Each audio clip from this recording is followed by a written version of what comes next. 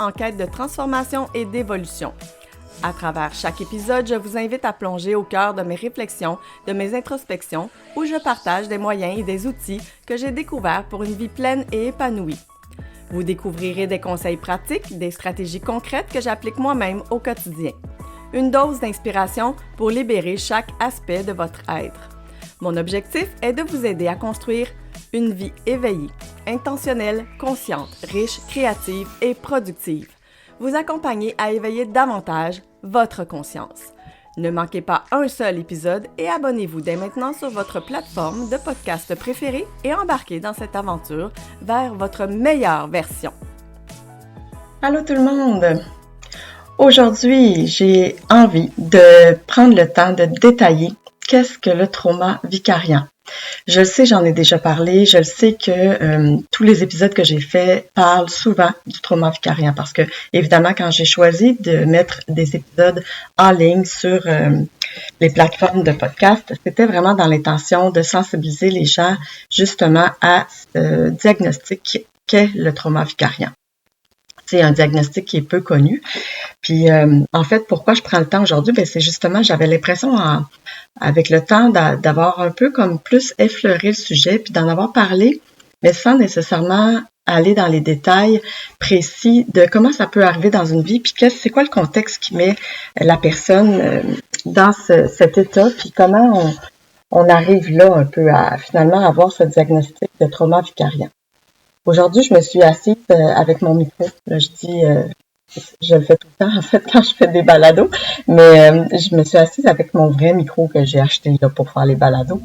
Je me suis dit, bon, OK, Julie, let's go. Tu vas faire ta recherche. Puis tu vas vraiment comme proposer aux gens les informations qui sont sur des sites précieux, en fait, des sites recommandés.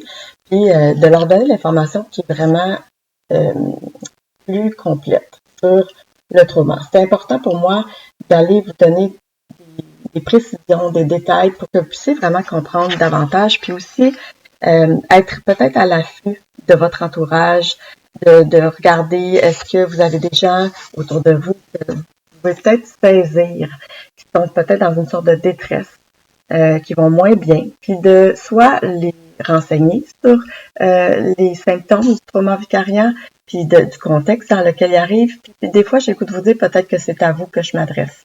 Peut-être que c'est vous qui ressentez l'appel de dire il y a quelque chose qui fonctionne pas dans tout le contexte dans lequel je travaille. Puis j'ai peut-être des symptômes, moi aussi, de trauma vicariant. Le trauma vicariant, il se rapproche vraiment du diagnostic de la fatigue de compassion. Donc, moi, je veux pas vous induire un diagnostic aujourd'hui. Moi, je suis une ex-travailleuse sociale. Je ne suis plus travailleuse sociale parce que je ne paye plus mon ordre professionnel. Mais puisque j'ai travaillé longtemps dans le réseau de la santé et des services sociaux, pendant plus de 15 ans. En fait, j'ai fait 8 ans dans les écoles et dans un hôpital psychiatrique et j'ai fait 15 ans en CLSC. J'ai quand même derrière toute cette expérience-là, ce bagage-là, beaucoup d'accompagnement avec des gens qui étaient souffrants et dont la santé mentale était déséquilibrée. Puis j'ai eu évidemment plusieurs formations qui m'ont accompagnée tout au long de ce travail-là, qui m'a sensibilisée à la santé mentale des gens. Encore aujourd'hui d'ailleurs, pour le travail que je fais, mais par aussi mon intérêt qui a toujours été présent d'apprendre et d'être au courant de la santé mentale, aussi de prendre soin de soi. C'est un sujet qui m'a toujours intéressée. Donc aujourd'hui, je vous parle vraiment davantage de concepts clés qui font partie du diagnostic du trauma vicariant. Puis si jamais ça vous arrivait de vous sentir vraiment pas bien, puis de vous reconnaître à travers les symptômes ou le contexte que je vais vous décrire, je vous invite vraiment à aller demander de l'aide, soit à vos supérieurs, soit à vos collègues, soit à votre famille, à votre conjoint, à vos enfants, soit à votre psychologue si vous en avez une ou un, soit à téléphoner dans un CLSC ou à téléphoner pour vos assurances à un professionnel de la santé. Mais je vous invite à surtout demander de l'aide et ne pas rester coincé avec vos symptômes, ne pas rester coincé avec votre malaise parce que plus on attend, évidemment, plus ça s'empire.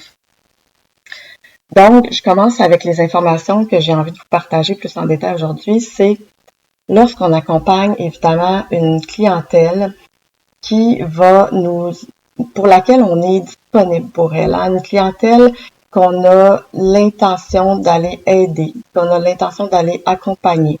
Souvent, on est des ambulanciers, on peut être une infirmière, on peut être aussi une enseignante, on peut être une éducatrice spécialisée, une travailleuse sociale comme moi j'ai été pendant longtemps, on peut être un médecin, un psychologue, mais on peut être aussi n'importe quel coach qui accompagne des gens qui vont vivre avec des émotions intenses, des émotions qui viennent nous partager, qui viennent se déposer auprès de nous. Puis parfois, ça va être justement sur des événements qu'on n'a pas nécessairement le contrôle. Je pense aux ambulanciers ou aux infirmières dans les urgences. Ça va être dans des événements pour lesquels tout se va passer rapidement, puis on va être présent lors d'événements marquants, des accidents, des choses qui arrivent comme soudainement. Donc, on a à réagir rapidement, puis à nous-mêmes aussi nous adapter rapidement. Moi, dans mon travail comme travailleuse sociale, étant donné que j'allais chez des gens à domicile, j'allais rencontrer les personnes chez elles, parfois à l'extérieur ou aussi dans des endroits publics comme des cafés, mais la plupart du temps à domicile, j'avais à parfois réagir de façon très rapide sur des situations que j'avais pas nécessairement pensé au prévu. C'était vraiment le quotidien de mon travail. Puisque j'allais à domicile, je pouvais être confrontée à la violence conjugale, à être confrontée à observer de la maltraitance, de la négligence envers les enfants, à observer des personnes qui sont décompensées au niveau de leur santé mentale. J'ai vraiment pu vivre un peu de tout, je vous dirais que c'est sûr qu'à la longue, justement, on peut vivre une surcharge émotionnelle. On devient à soutenir les gens dans leur détresse. Puis souvent, cette détresse-là peut être très intense, justement, quand on arrive sur des situations d'urgence. Hein, on écoute des récits qui sont souvent bouleversants, des récits qui sont lourds de charges émotives. On accompagne des gens là qui ont vraiment des événements traumatisants qu'ils ont vécu eux-mêmes ou qui vivent actuellement. Puis de façon répétée, on est présent pour eux, puis on a l'écoute attentive. On veut être disponible pour pouvoir les accompagner et les aider. Puis on a tellement cette vocation-là à cœur que c'est sûr que nous aussi, dans notre présence, on a notre posture d'intervenant qui s'adapte un peu à eux finalement. On prend une posture d'intervention pour développer une relation de confiance. Ça, c'est la base de l'intervention des gens qui vivent avec un public où ils vont aller les aider. On doit développer une relation de confiance, une alliance aussi en quelque sorte, pour que les gens aient envie de travailler avec nous, pour que les gens aient envie d'évoluer, d'avancer. Puis des fois, dans cette relation-là de confiance, puis notre posture se transforme. Évidemment, on est empathique, ça fait partie de nous, ça fait partie de la généralement de tous les êtres humains, mais par le métier qu'on a choisi, on est peut-être un peu plus empathique et parfois, sans qu'on s'en rende compte, on devient un peu plus, de plus en plus dans un mode sympathique avec la clientèle qu'on accompagne, surtout que il y a certains intervenants qui vont accompagner une clientèle sur un long moment, hein, sur un long terme.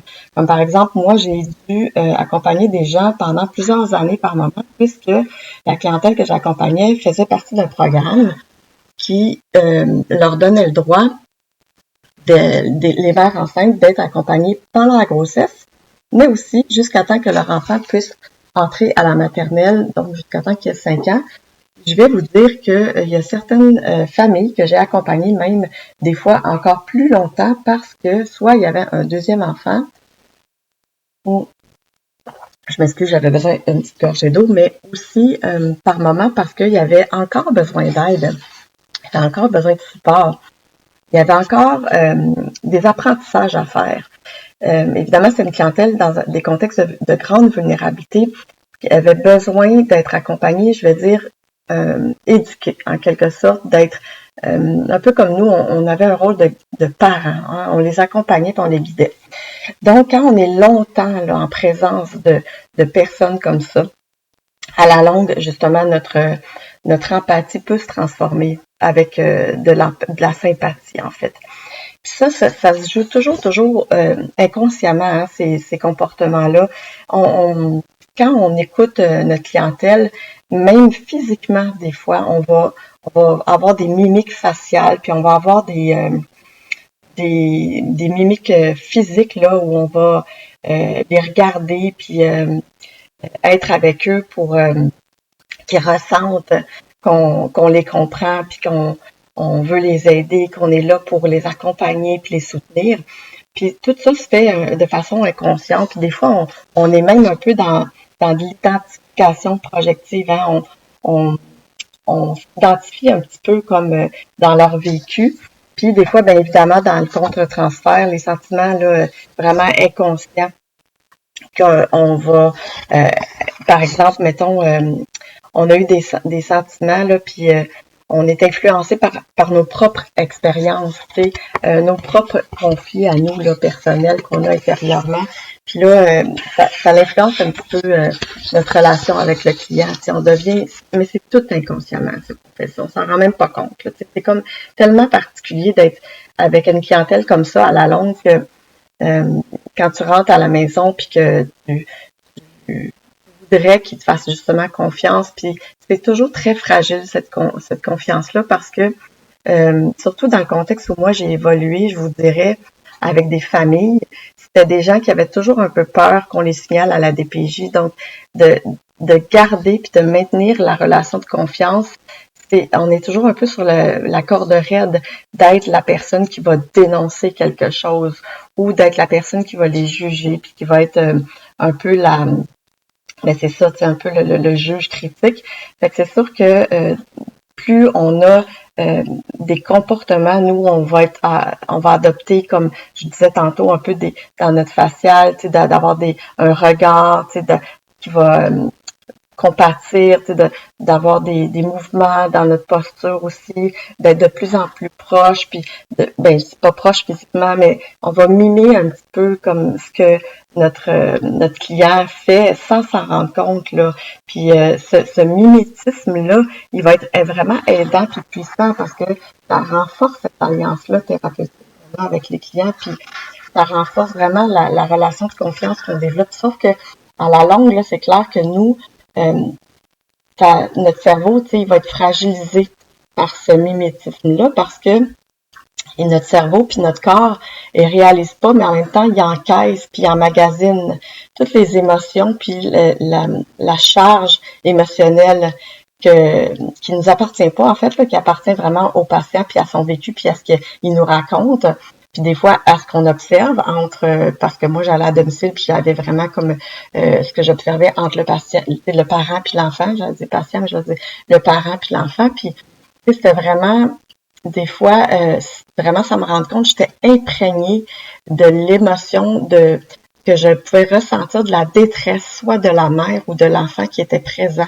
Fait que moi, je repartais avec ça dans ma voiture après, puis au fil des semaines, au fil des mois, au fil des années, tu sais, c'est sûr que tu finis par adopter un peu cette posture-là de ta clientèle, puis tu sais, d'être induit par les mêmes émotions, puis tu t'en rends pas vraiment compte de tout ça, là.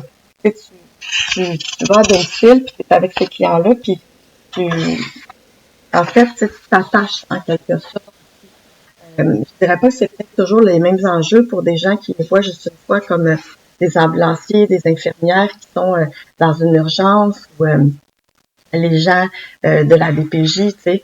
Je suis pas sûre que c'est toujours le même processus qui se passe au niveau de l'interne, des émotions de l'intervenant qui est là, mais pour moi, c'était ça quand même, tu sais, d'être régulièrement présent dans la vie de ces gens-là, dans leur maison, dans leur vécu intime, puis de voir leur détresse, de vivre leur détresse, de ressentir les vibrations de leurs émotions, ben c'est sûr qu'à la longue, je m'en rendais pas compte, mais j'étais quand même imprégnée.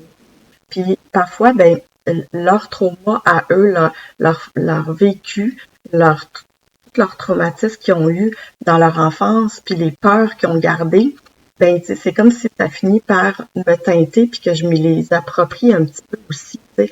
C'est vraiment tout ça inconscient, là.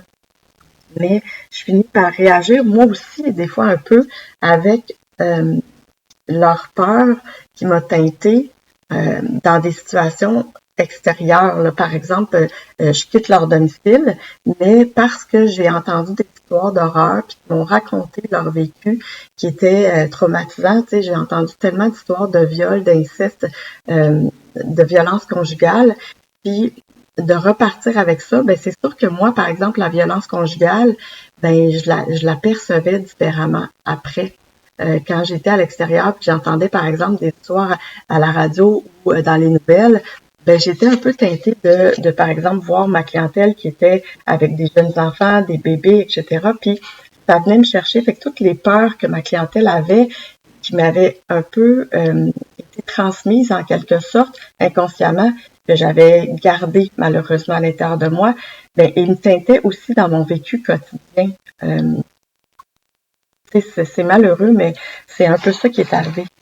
Puis, ce qui arrive aussi, je dirais, c'est que quand on arrive chez des gens régulièrement, puis qu'on est confronté à ces défis-là de violence, des grands thèmes là, de violence conjugale, de viol, d'inceste, de violence aussi, maltraitance envers les enfants, de négligence. Moi, j'étais dans des milieux tellement négligents où il y avait des enfants qui dormaient dans des matelas par terre, pas de draps, souliers, des vêtements inadéquats à l'hiver, pas de bottes d'hiver, avec des souliers dehors, des enfants qui mangeaient tout le temps du junk food, des enfants qui étaient malades puis que les parents n'allaient pas consulter, de la négligence là, parentale qui était pas toujours, en fait qui était sûrement pas volontaire, on s'entend, c'est souvent des parents qui étaient, je dirais, de génération en génération, là,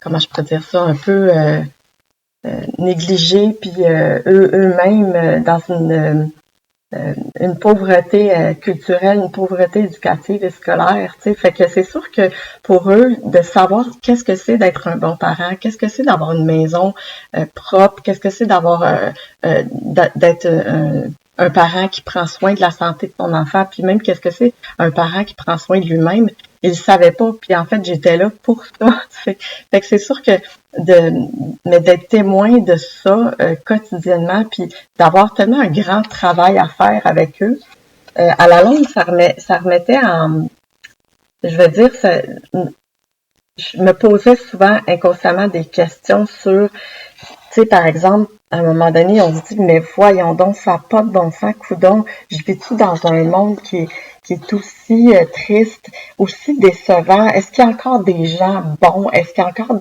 un monde juste? Est-ce qu'on vit dans un monde juste? Est-ce que finalement, moi, je fais un travail qui porte ses fruits? Est-ce que je suis utile?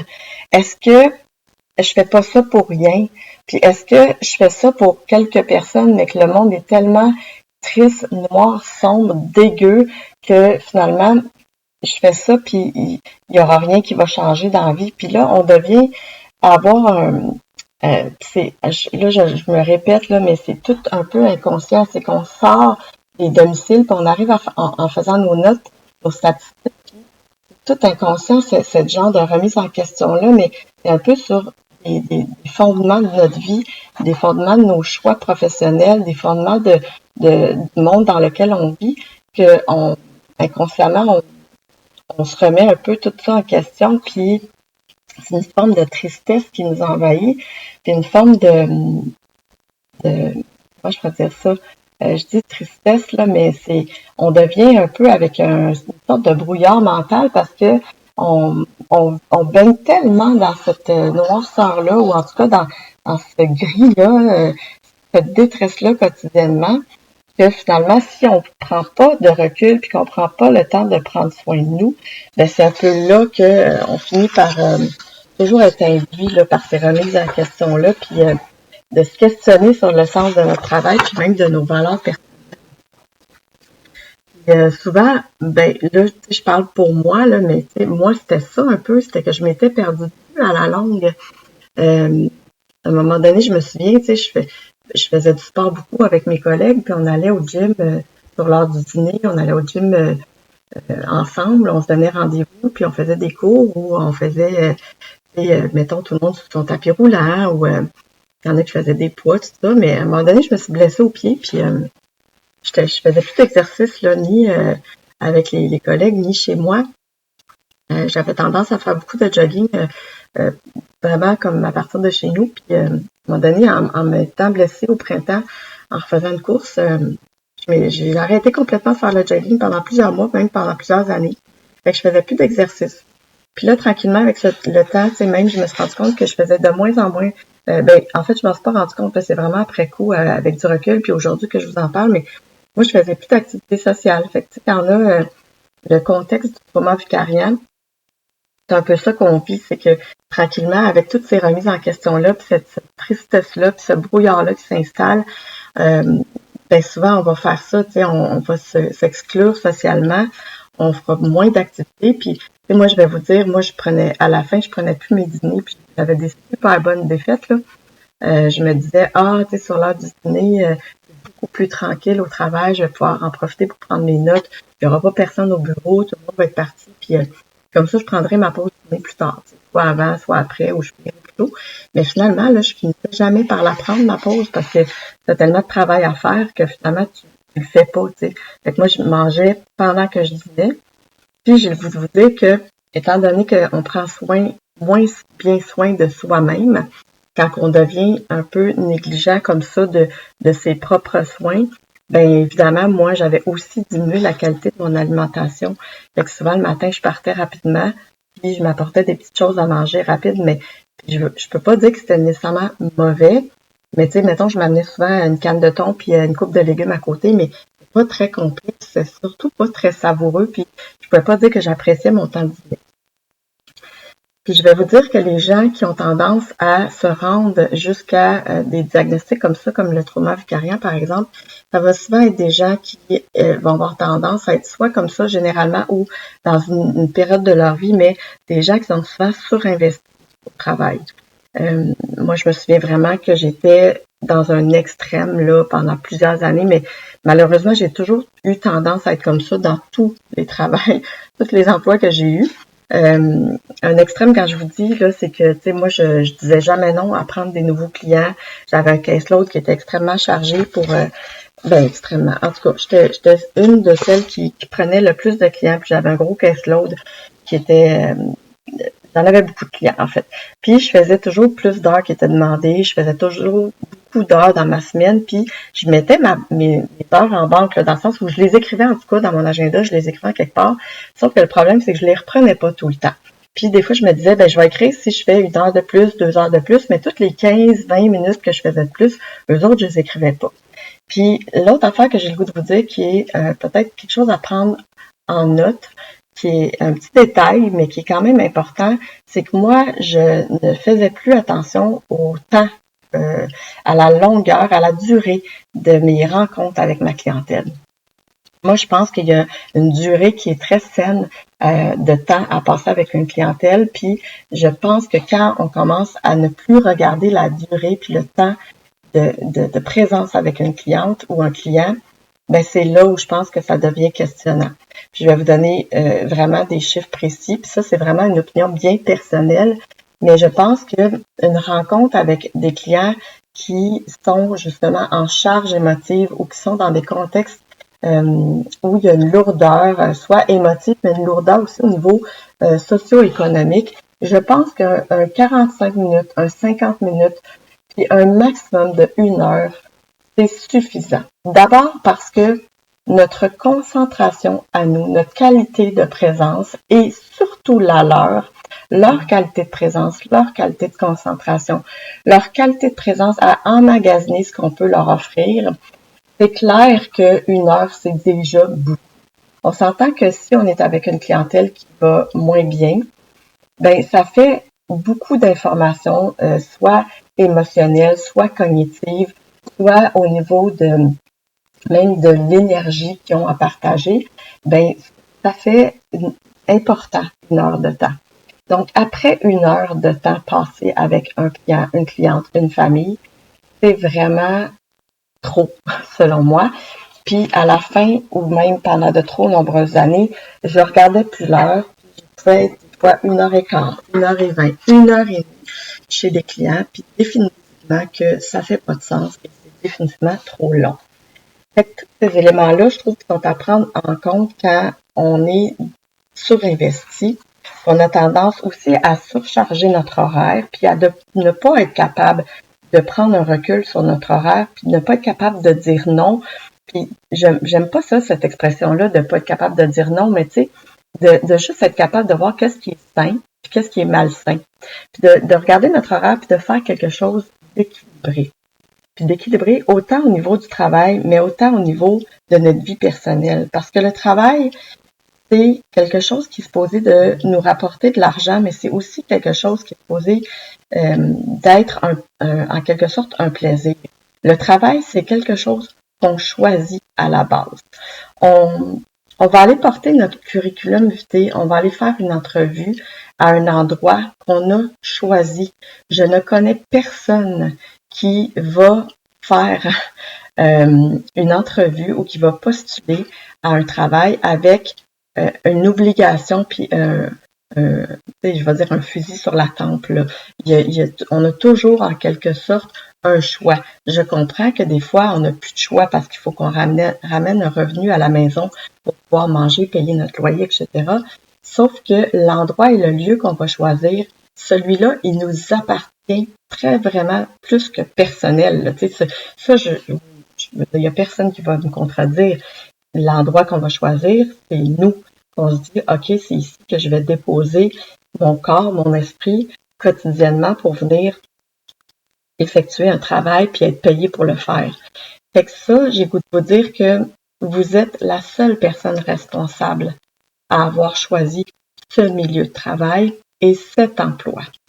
Puis pour moi, c'est là où il faut voir, est-ce que pour moi, c'est non négociable, en quelque sorte, de voir qu'est-ce que j'ai choisi comme emploi, c'est quoi le titre, la fonction, qu'est-ce qui vient avec comme responsabilité, puis de voir, est-ce que la généralité, je pense que je m'exprime pas bien, mais est-ce que 75% minimalement des tâches, des fonctions là, qui reviennent avec cet emploi-là, je suis capable, je suis à l'aise, je suis confortable, j'adhère, les valeurs fonctionnent avec moi, que je suis capable, surtout les valeurs, il faudrait que ça soit 100%, là, mais je vais être capable de les assumer, puis que je vais être capable justement de placer ça dans ma vie à moi personnelle.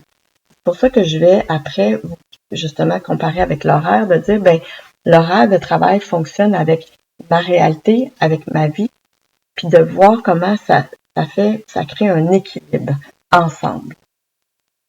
Donc, oui, moi, je me considère comme une personne ambitieuse dans le sens que c'est pas que je ne recherche toujours à m'élever ou à chercher des postes plus élevés que celui que j'occupe. Cependant, je cherche à effectuer un bon travail, à être rigoureuse à mon travail et à bien rendre ce que je fais comme travail. Donc, autant à ma clientèle, à ce que j'offre comme service, puis autant pour mon employeur. Pour moi, c'est essentiel, ces deux sphères-là, que je réponde bien pour ma clientèle, pour mon service, la qualité de mon service, mais aussi pour mon employeur, parce que pour moi, je le choisis, mon employeur. Puis, habituellement, j'ai tout le temps été fière de l'endroit où je travaillais. J'ai tout le temps adhéré aux valeurs. Donc, du moment où je me pose la question puis que je suis plus confortable, ben c'est clair qu'il faut que j'aille faire un petit moment d'introspection avec moi-même. Alors, les gens qui sont ambitieux, qui ont tendance à surcharger leur travail, qui ont tendance à en prendre beaucoup, à se surinvestir, c'est sûr qu'il faut se questionner. Puis là, à un moment donné, quand on est là-dedans, là, qu'on a notre brouillard mental, qu'on se sent avec une charge émotive, peut-être qui nous appartient pas, qu'on se sent trop souvent mal quand on quitte des clients, une clientèle, etc., on va souvent, là, quand on commence à le reconnaître, on se dit, ah ben, il me semble que, tu sais, il n'y a pas si longtemps, j'étais bien, fait que c'est temporaire, là, ça va finir par passer, là, tu sais, je vais passer par-dessus ça. Moi, j'ai vraiment la capacité me rétablir, de me faire du bien, d'aller chercher d'autres choses là, pour me changer les idées, puis de passer par-dessus ça, c'est ça, puis de parvienne, ma vie d'avant. Sauf que malheureusement, quand on est rendu là, ça a plus souvent tendance à se cristalliser plutôt qu'à être modifié. Puis c'est là où on devient encore plus fragile au niveau émotif, au niveau cognitif. Puis c'est là où le trauma vicarien devient comme plus... ça se cristallise, là, notre état. Là. On devient de moins en moins bien, finalement. Puis quand le temps avance, puis qu'on continue dans cet état, puis qu'on continue à persévérer, bien, il va y avoir possiblement un élément déclencheur. Moi, j'ai le goût de vous dire que pour ma part, il n'y a pas eu un élément déclencheur majeur, évident, que je peux vous nommer. Mais je me souviens vraiment de clientèle que j'ai eue à la fin, encore aujourd'hui, après 7 ans, là, des clientes, spécifiquement des histoires qui m'ont été racontées, puis des événements que j'ai vécus avec ma clientèle, mais dans le contexte avec lequel je l'ai vécu avec des collègues, puis d'autres partenaires de travail qui étaient autour de moi, hein, par exemple la DPJ, les partenaires des organismes communautaires, puis tous les gens qui étaient dans les dossiers de mes clientes finalement, où j'étais confrontée à mes valeurs autant personnelles que professionnelles. Je dirais que c'est comme peut-être plusieurs petits événements déclencheurs qui ont fait que ça a dégringolé davantage. Puis, pour certaines personnes, dans d'autres métiers, ça peut être, par exemple, des clients qui vont être agressifs. Vous allez vivre un moment donné où vous allez être confronté avec une situation où, justement, il y a des patients agressifs, des clients agressifs. Vous allez avoir, par exemple, un conflit avec un supérieur, un conflit avec un collègue, un rapport ou une évaluation négative de vos supérieurs. Des fois, ça peut être une réaffectation sur un poste qu'on n'a vraiment pas choisi puis ça nous a été imposé. Des fois, ça va être vraiment une scène précise qui nous a extrêmement bouleversé. Puis, ben, c'est ça qui va faire en sorte que là, à un moment donné, on est définitivement beaucoup trop fragilisé. C'est tout ça mis ensemble qui va faire, j'ai accroché mon micro, qui va faire qu'on devient vraiment fragilisé puis que là, tout ce qu'on est comme personne, hein, dans nos traits de personnalité, dans notre caractère, dans qu'est-ce qu'on a vécu dans notre vie antérieure, nos propres traumas à nous, nos propres événements qui nous auraient peut-être traumatisés, qui vont faire en sorte que nos mécanismes qu'on avait de défense, nos mécanismes de protection, à un moment donné, il n'y a plus rien qui fonctionne, puis il n'y a plus rien qui tient. Puis, quand on a des enjeux comme ça qui persistent puis qui perdurent, puis si on en a justement des anciens, ben là, ça fonctionne plus. Si on n'est pas capable, puis on n'a pas été demandé de l'aide, par exemple. Si on n'a pas la capacité de s'adapter à des changements. Si on n'a pas un réseau supportant, des collègues, un conjoint, des amis, notre famille, si on n'a pas accès à de la supervision, bien évidemment, ça va tout être des facteurs aggravants. C'était pas mon cas. J'avais accès à de la supervision clinique de façon régulière. J'avais accès à un conjoint qui était vraiment là pour moi, qui était aidant et supportant. Souvent, je faisais état en fait, je lui racontais mes états d'âme quand j'arrivais du travail. J'avais même une famille supportante et aimante. Mais malgré tout, même si j'avais ce contexte-là dans lequel je pouvais me confier et raconter comment je me sentais, je pense qu'à la longue, ma capacité d'adaptation s'est effritée.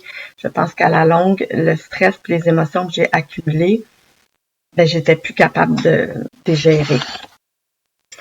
Puis, je dirais que c'est vraiment personnel aussi, tu sais, à chacun selon le contexte dans lequel on est. C'est évident là, que tout ce que je vous dis, c'est ce que j'ai vécu moi aussi, avec mon regard, avec mes perceptions, avec mes émotions. Puis comme je disais tantôt aussi, c'est qui on est comme individu dans nos traits de caractère, notre personnalité, puis tout ce qu'on a vécu avant, comme enfant, comme adolescent, comme adulte, qui possiblement, en fait, je pense, je dirais même automatiquement vient teinter la personne qu'on est comme intervenant avec la clientèle. Puis je dirais même que de toute façon, puisqu'on est l'outil, on est notre outil de travail quand on aide les autres, bien évidemment que si on est un outil qui est fragilisé, ben c'est évident que on va pas être peut-être pu être la bonne personne qui va pouvoir aider les autres. Donc, d'être un outil qui doit être constamment, je veux dire, nettoyé. C'est comme ça un peu qu'il faut le voir. D'autant plus que de nos jours, ça fera peut-être partie d'un autre épisode, mais je crois que de plus en plus dans les années là, 2010, 2015, 2020, puis peut-être avant même, là, mais les intervenants puis tout le monde qui fait de l'accompagnement clinique, je pense qu'on est devenu des gens qui accompagnent avec en partageant notre vécu personnel en quelque sorte, dans le sens où on est devenu de plus en plus humain avec notre clientèle.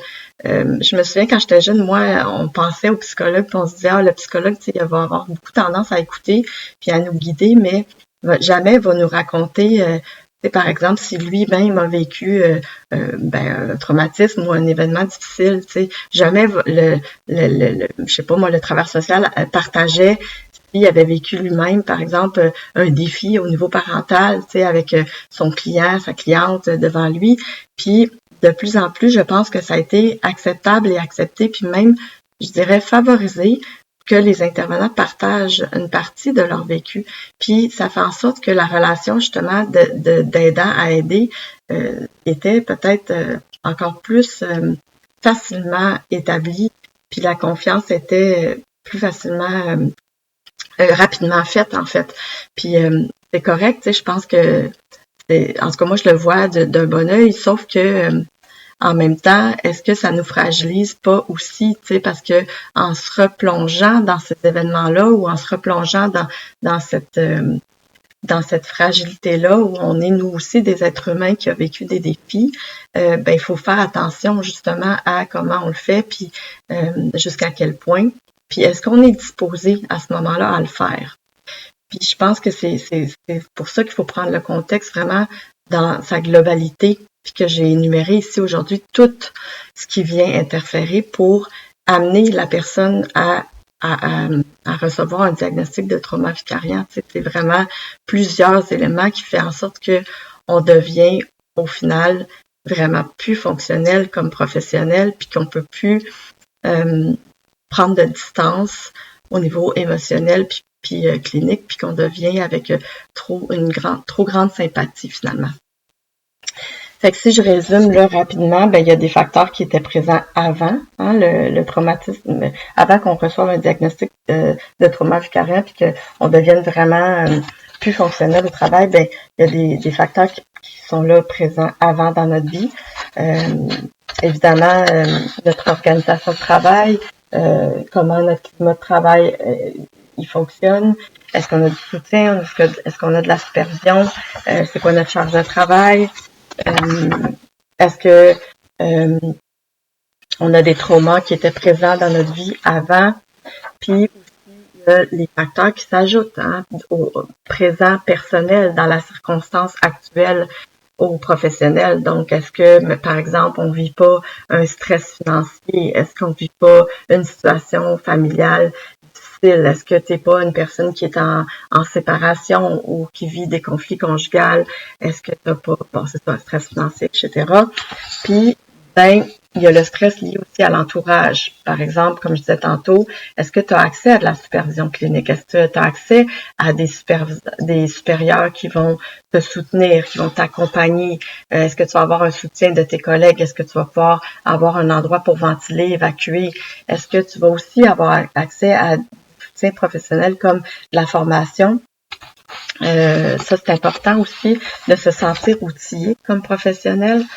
Puis, est-ce que tu as des stresseurs personnels qui viennent s'ajouter ta mauvaise gestion émotionnelle? Puis là, tu t'en rends compte là, que tu as des interprétations cognitives qui commencent à à être complètement dysfonctionnel. Tu sais, tu vas te mettre à blâmer les autres ou à dénigrer même ta clientèle à la limite.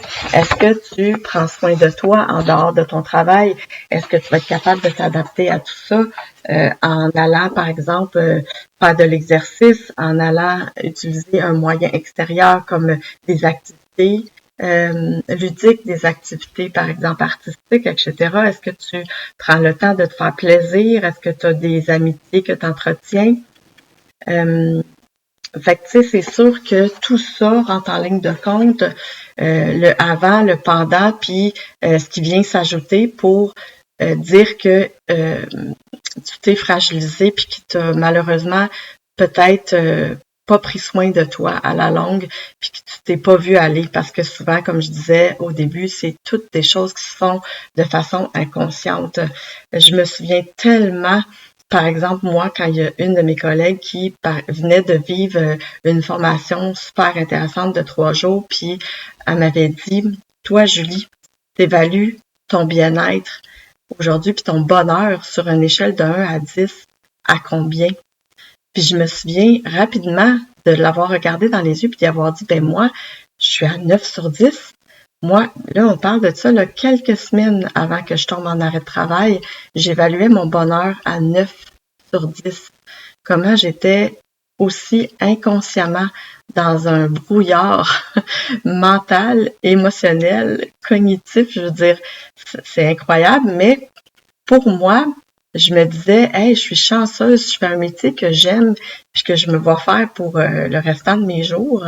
J'ai une famille aimante, ça va bien avec mon conjoint, mes enfants sont en santé, j'ai rien pour me plaindre, j'ai un bon salaire, j'ai moi-même la santé, hein, j'ai pas de problème de santé majeur. Autour de moi, personne vivait de drame. Fait que pour moi, je ne voyais pas qu'est-ce qui pouvait faire en sorte que j'avais pas un bonheur de 9 sur 10. Mais en même temps, je n'étais plus capable de prendre un recul puis de me poser la question, est-ce que je suis vraiment heureuse? C'est quand même vraiment épeurant après coup de me dire, aïe, aïe, je me voyais vraiment pas. Puis longtemps, j'ai eu une colère face à mes collègues parce que je me disais, mais ils m'ont pas vu sombrer. J'ai eu une colère aussi face même à mon conjoint. Puis je me disais, pourquoi lui, il m'a pas vu sombrer? Puis aujourd'hui, je réalise que finalement, tu sais, la colère était aussi envers moi-même parce que je pouvais pas concevoir que en étant dans un milieu de relation d'aide, ben finalement, moi-même, je m'étais pas vue sombrer. Fait qu'il y a comme plein d'aberrations dans tout ça que je trouvais, mais en même temps, plein d'humanité. Je suis humaine, puis, ben justement, à la longue, d'avoir tout le temps vouloir aider les autres, je me suis pas aidée moi-même, puis je me suis pas observée, pris du recul. Fait que c'est pour ça que pour moi, c'est important aujourd'hui de parler de ce diagnostic-là, de parler, de démystifier, puis d'enlever les tabous, de dire que ça arrive des fois juste aux autres ou que ça n'existe pas, ça, le trauma vicariant, ou que, voyons donc, tu sais, même moi, encore aujourd'hui, puis là, je vais vous le dire, on est le 1er février 2025, encore aujourd'hui, j'ai de la difficulté à l'assumer, mon diagnostic, j'ai de la difficulté à dire aux gens, oui, j'ai eu le diagnostic de trauma vicariant parce que des fois, j'ai l'impression de prendre ça et de me dire que ça me soulage ou ça l'explique quelque chose. Et je me sens comme une victime, tu sais, de dire ben pauvre de moi, tu sais. Je ne sais pas comment l'expliquer, mais non, tu sais, je me dis, je dois pas le prendre comme ça. Au contraire, il faut que je m'en serve pour éduquer les gens, puis surtout sensibiliser les gens qui vivent, ne serait-ce que n'importe quel individu qui va avoir tendance à avoir l'écoute trop attentive, qui va avoir une grande capacité empathique, puis que peut-être va développer cette empathie-là en trop grande sympathie. Fait que si je peux sensibiliser une personne qui m'écoute à « écoute-toi, là, est-ce que tu prends du recul quand tu as terminé d'être avec les autres, que tu accordes ton oreille, que tu accordes ton écoute, que tu donnes ton temps, hein, parce que même des gens qui donnent du temps bénévolement, par exemple, dans des organismes communautaires, ou du temps à écouter ta sœur, ta mère, ta belle-sœur ou ta voisine, puis qu'à la longue, tu te rends compte que ça finit par ternir ton cœur, ton émotion, ton énergie, ça finit par te teinter en énergie sombre, puis que ça finit par modifier même ton quotidien, c'est là où il faut que tu sois alerte. Fait que peut-être que toi qui m'écoutes, tu n'auras pas un diagnostic de trauma vicariant, mais malgré tout, je veux que tu sois alerte à ça et je veux que tu puisses partager cet audio-là à plus de gens que tu peux pour que ça soit connu et reconnu.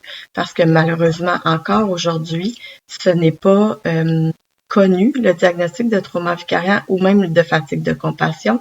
Et c'est pas assez discuté. C'est pas assez partagé dans le monde, je vais dire, de la relation d'aide, puis le système de santé et le système de l'éducation, le système de santé et services sociaux, mais aussi dans le système d'éducation, le monde de l'éducation qui accompagne des enfants, des élèves, mais des fois, j'ai goût de dire qui accompagne genre les parents aussi, parce que les parents font partie de la vie de l'enfant, de l'élève, de l'étudiant. Fait que, pour moi, tout ce monde-là doit vraiment entendre la définition, les symptômes, puis tout ce qui définit la fatigue de compassion et le diagnostic de trauma vicariant.